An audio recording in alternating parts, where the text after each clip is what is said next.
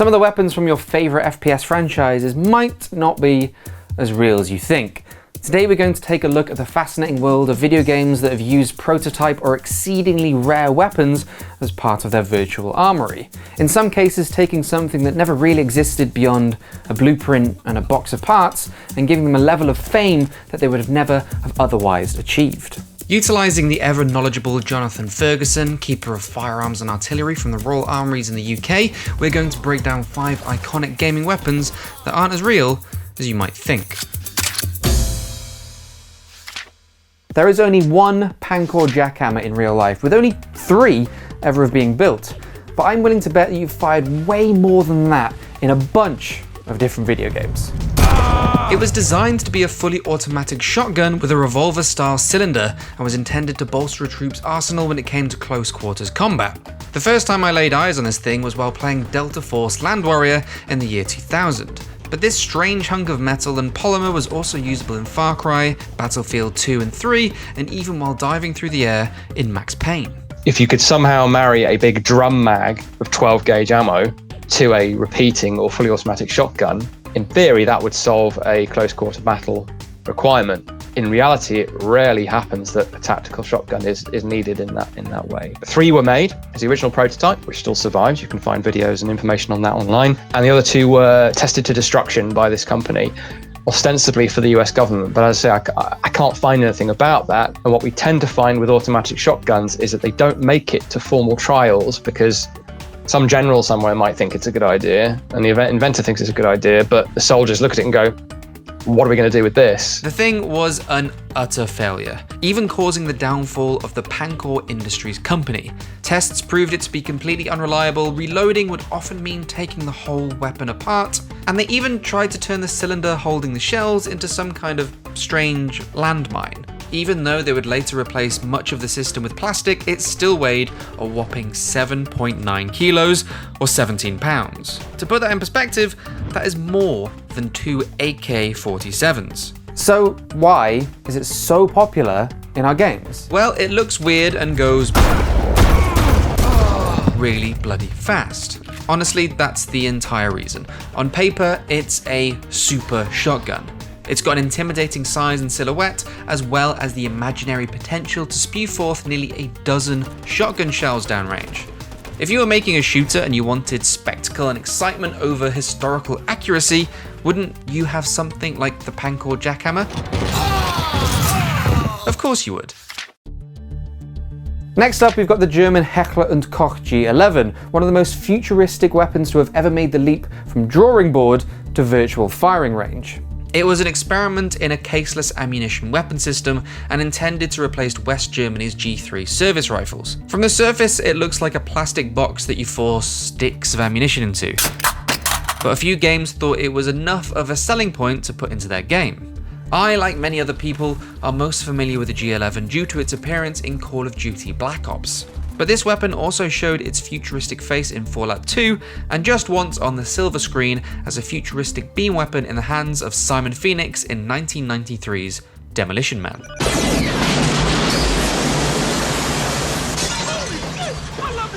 In the real world, however, this over-engineered weapon that looks like it was a reject from Stargate SG-1 was much more trouble than it was ever worth. Vastly complicated. I've heard it described as a cuckoo clock combined with a gun, or what happens when, I think it was in a YouTube comment, what happens when you give a clockmaker Class A drugs and ask him to design a gun. It's the most insane firearm I have ever come across, and I did a basic field strip on one, and even that just blew my mind. The thing was in development for over 20 years, and while some improvements were made and millions of Deutschmarks were sunk into ironing out its kinks, many of the problems still remained. Chief among them was that sometimes the ammunition in the weapon would just decide to go off if things got too hot. And as the world started to change in the late 80s, the G11's days quickly became extremely numbered. 1990, East and West Germany are smashed back together, and suddenly there are huge budgetary issues. Why on earth are we spending all this money on a space gun when we don't plan on going to war anytime soon? H&K gets sent back to the drawing board, and we end up with the G36. Anecdotally, and on paper at least, it's still interesting. It's retained that sort of old school science fiction vibe to it. It looks like it fell off a spaceship. It fires something called caseless ammunition. It's no wonder that this thing that sounds like a fictional weapon has found more of a home in video games than it ever did in real life. Perhaps the most iconic example of games utilizing prototype weaponry is Agent 47's sniper rifle of choice, the Walther WA2000, often seen either cradled in his arms before a lethal shot or hidden and packaged away within his briefcase. Beyond its attachment to the suit-wearing Chrome Dome killer, it has also made appearance in Call of Duty Black Ops, Call of Duty Modern Warfare 2, Rainbow Six, as well as a handful of other games. Tango, down. In real life, the weapon was designed in West Germany in the 1970s as a response to the 1972 Summer Olympic Munich massacre, where the teams tasked to take down the terrorists from long range had nothing but their standard issue G3 battle rifles and their iron sights. The reaction to these events was to found the elite police unit GSG-9 and produce a specialized marksman rifle for counter-terrorism operations, the WA2000.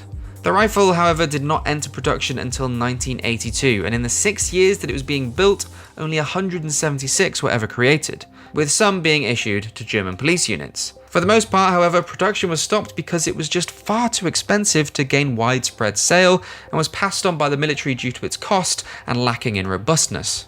The brief was make a semi-automatic sniper rifle, money is no object. And the end result cost, I think, $9,000 in 1986 money, I think it was, which is a lot of money now. It did what it was designed to do, but there wasn't quite enough demand for it, and there are guns that would do the job almost as well for a lot less money. So why then has the weapon taken on a life of its own in video games? Well, in the case of its virtual appearances, many titles tap into its form over its functionality. It's certainly unique.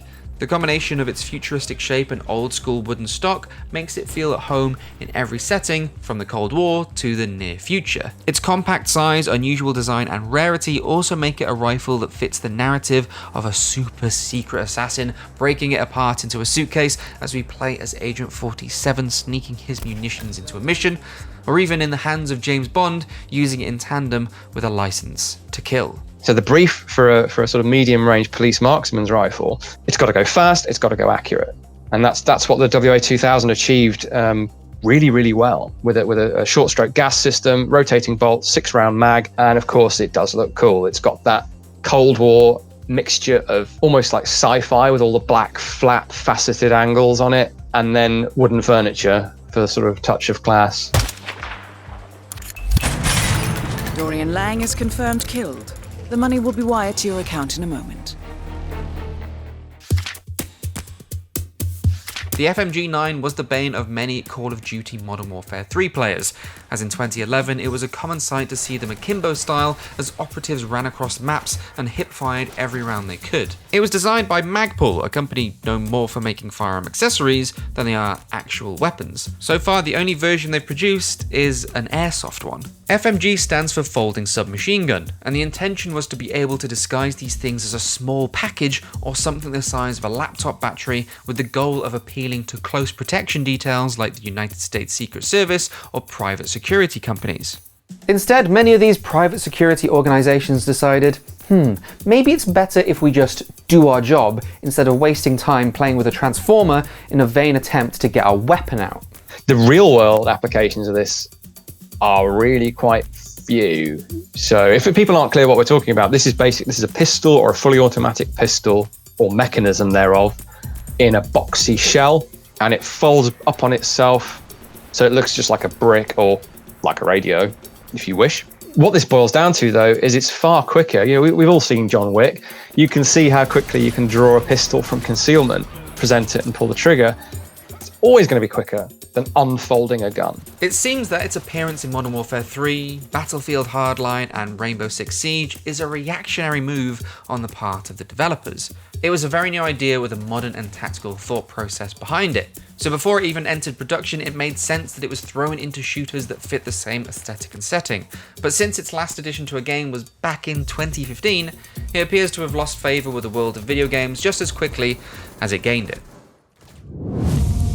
The The Objective Individual Combat Weapon, or OICW, was an attempt for the US Army to create their next generation of rifles during the 1980s, and this project somehow retained support for 30 years. The most infamous entry of the program is the XM29 OICW, the overgrown love child of a 20mm grenade launcher and a 5.56mm rifle.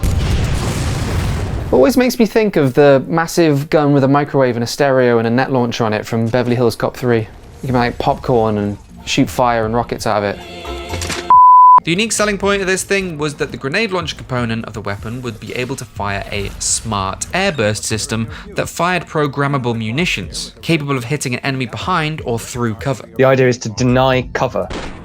Obviously, the first thing you do when you get shot at is you hide behind something. So A, the enemy can't see you to hit you. And more importantly, B, their bullets, grenades, whatever they're throwing at you, shooting at you, can't hit you because sand, earth, brick, rock, whatever, will stop or slow down bullets. So the idea of the grenade part of OICW and anything like this was to just go, well, we'll just go around it. We'll go over it. So the giant bullet effectively would fly over the cover and then explode over the guy hiding behind it. Or it would punch through a wooden door or through a dry wall and then explode. Now, if that sounds like something out of a science fiction movie, well, that's because you might have seen the same design principles in the 1986 blockbuster Aliens, specifically the M41A pulse rifle, a fictional gun that I covered extensively in a previous episode of Loadout. The idea of such a massive weapon containing a grenade launcher, a computer, and the assault rifle part makes it a natural fit to be put into the larger-than-life video games. And while it's been a while since the weapon has made a virtual appearance, the aspects that made it a popular pick between 1999 and 2006 are still utilised today. Smart programmable weapons instantly add a touch of futuristic tech to any arsenal, and the idea of having an alternate fire or combining two weapons into one over-the-top powerful platform is something we see in many a hero shooter and action game today. In the real world, the XM29 never really went anywhere. It was considered too big and bulky and heavy for widespread deployment.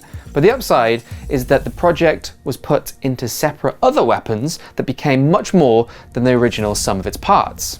The XM25 grenade launcher, unironically named the Punisher, and seen in Modern Warfare 3 and Battlefield 4, was born from the explosive munition portion of the XM29, after it was carved off into its own entity. The rifle components, however, led to the production of the XM8, which many of you may recognise from Battlefield Bad Company 2.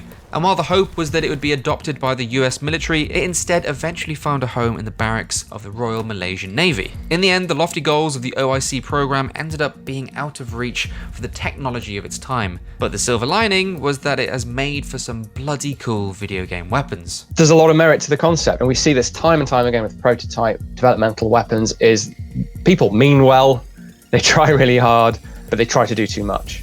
And that's really the story of the OICW. Thank you so much for watching our look at some of the larger-than-life prototypes that have made the jump from drawing board to virtual armory.